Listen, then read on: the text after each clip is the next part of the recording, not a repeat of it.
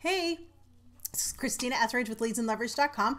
Today I have this was a good one. I'm going to have some key information for you here.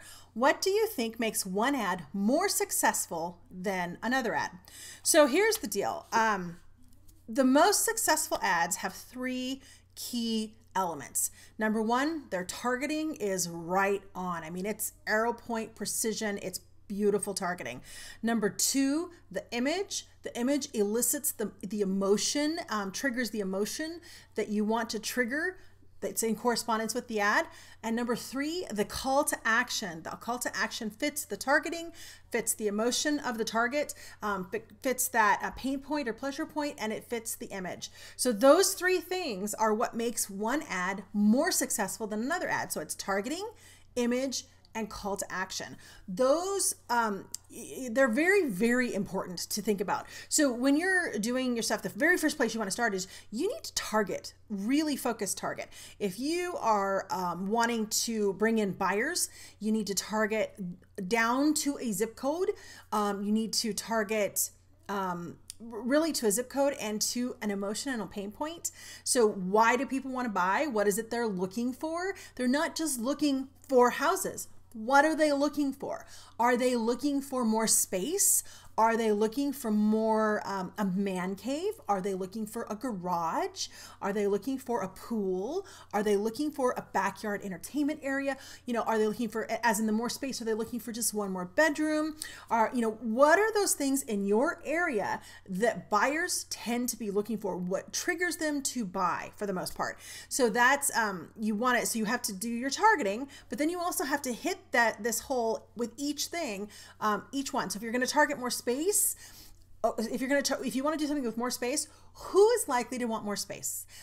Is it empty nesters moving at you with kids moving out? No, it's usually people who have been recently married or and they're wanting more space because they maybe live in an apartment. And two, if they're having children. Those are the two big things, or more children, or they get to the point where their kids are growing up and becoming teenagers and they want extra teenage space. So you have to think about those points in people's lives to get your targeting right, because you want to target the right zip code, you want to target the right income level. For your market, you want to target the right life event, things like that. So your targeting needs to be precision focused and in alignment with the ad. If you do your targeting and say you do a zip code and you do all age groups and you do you don't put any income stuff in there so that you know your ads are targeted, and then you're targeting first-time home buyers, and say you live in Berkeley and your first-time home buying price for a house is $700,000.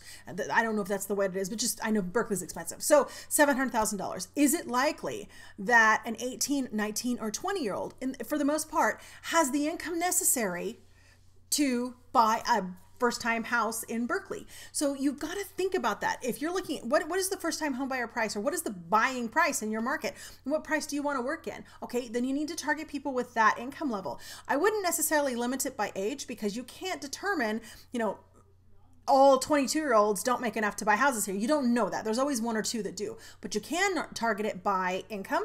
You can also target it by, well, these zip codes are most likely to have people with that income, or they're heavy renters in these zip codes with this income. And so then I can target them to buy. So that's targeting is the number one thing. And then your image and your call to action, your message need to be in alignment with that targeting, like I just said. So when you're doing a first-time home buyer in Berkeley in that price range, you need to target what their pain or pleasure points are.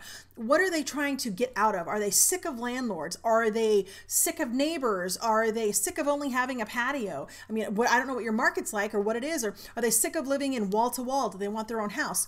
Or maybe your market is that first-time home buyers always buy condos or always buy connected housing.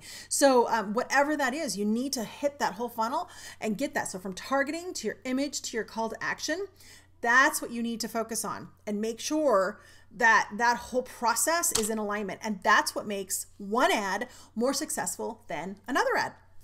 This is Christina with LeadsAndLeverage.com. If you have any questions, go ahead and pop over to the Facebook for Real Estate Agents group and ask away. I'm happy to answer.